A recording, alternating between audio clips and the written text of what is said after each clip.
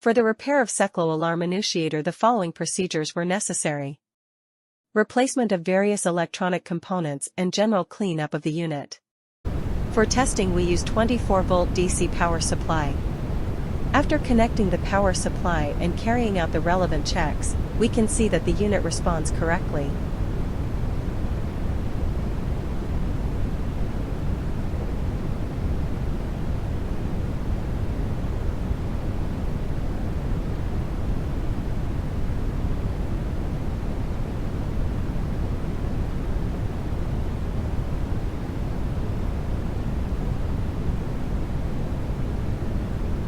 No further testing is possible due to lack of additional units.